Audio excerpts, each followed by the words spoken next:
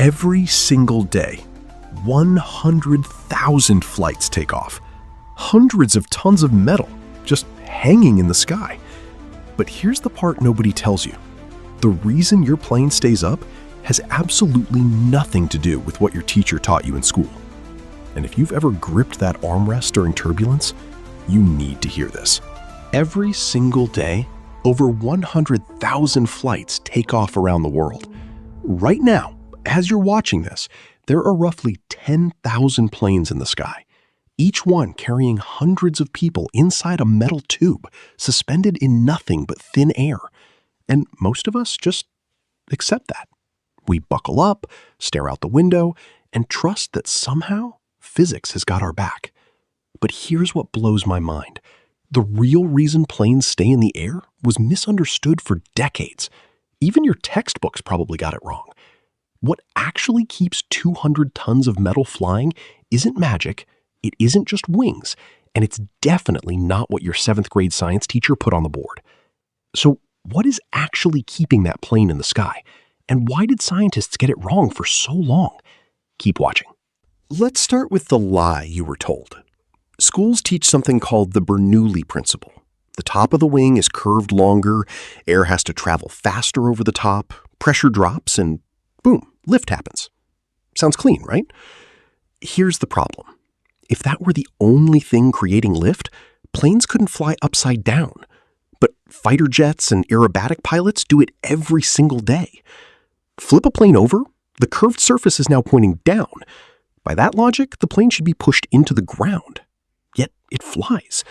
That single fact breaks the standard explanation completely, and it means the full truth is way more interesting than anything in a textbook. So if it's not just wing shape, what's the real force that stops hundreds of tons of metal from falling? The answer involves something you felt in a swimming pool. Here's the part that actually makes sense. Imagine dragging your hand fast through water. Right behind your hand, a tiny hollow forms, a low-pressure zone that tries to suck everything toward it. A plane's wing does the exact same thing, but with air. The shape and angle of the wing forces air above it to accelerate, which drops the pressure, and that drop literally vacuums the wing upward. But suction alone can't lift something the weight of a building, so there's a second force working at the same time. Think of water skis. When the boat is stopped, you sink. The moment it moves fast, the skis hit the water surface at an angle, and the impact pushes you up. Air works exactly like that for a plane. The faster the plane moves, the more the air beneath the wing acts like a solid surface, slamming against it with enough force to hold up a 200-ton machine.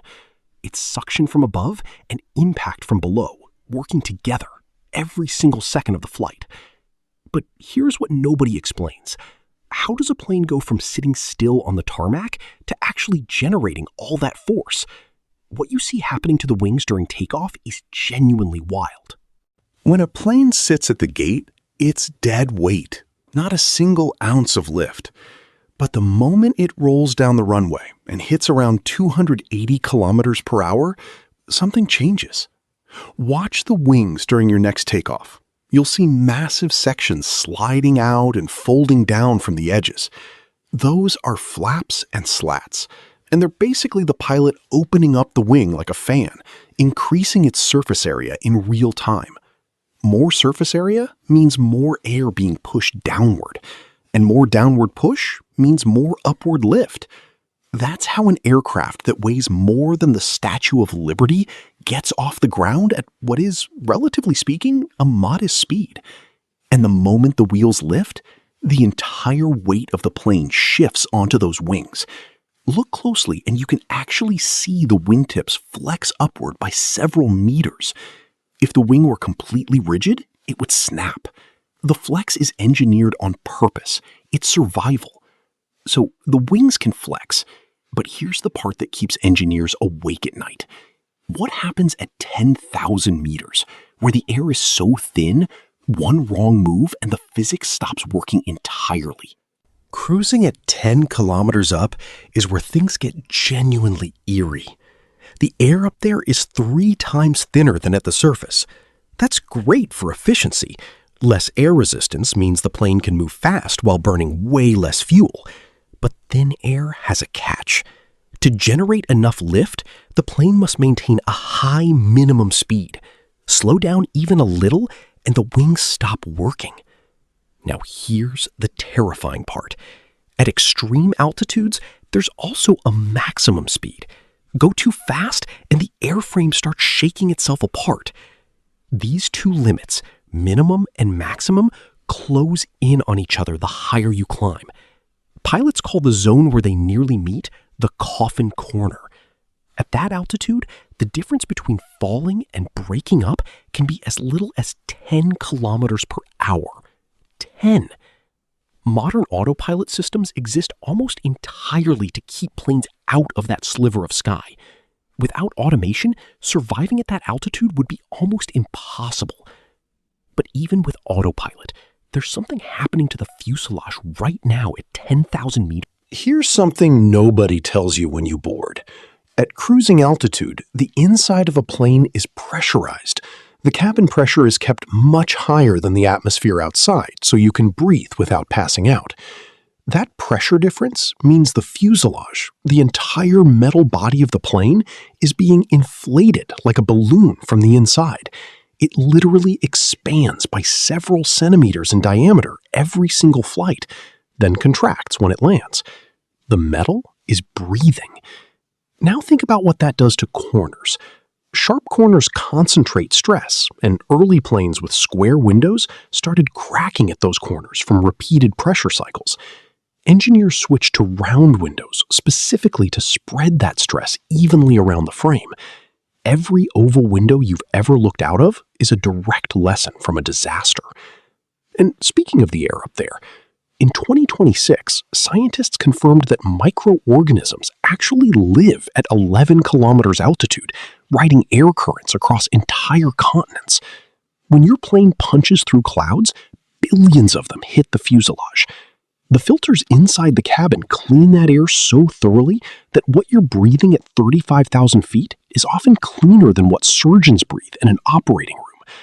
So the plane is handling pressure, ice, microbes, and the coffin corner.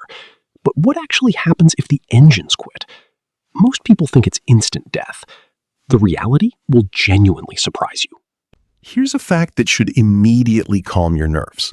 Modern planes can fly for hours on a single engine. And if both engines fail, which is extraordinarily rare, the plane does not drop like a rock. It becomes a glider. From 10,000 meters with zero engine power, a passenger jet can glide for another 150 kilometers. That's enough distance in most scenarios to reach a runway. The air doesn't disappear. The wings keep working as long as the plane has forward speed, and gravity itself becomes the engine. What's wild is that pilots are trained to do something that feels completely insane in that moment. They point the nose down, not up, down, because speed is everything. Point the nose down, gravity builds speed, air flows over the wings again, lift returns, and the plane flies. The instinct to pull up is wrong. The math demands you push down first. That's aviation in a nutshell. Cold physics overriding human panic every time. And as we move into the future, electric engines are already being tested on short routes. Supersonic jets are making a quiet comeback, and AI is beginning to assist pilots in ways that were science fiction a decade ago. The sky isn't the limit anymore. It's just the beginning. So here's what I want you to think about. If you were sitting in that cockpit and both engines just went silent at 35,000 feet, what's the one thing you'd do first?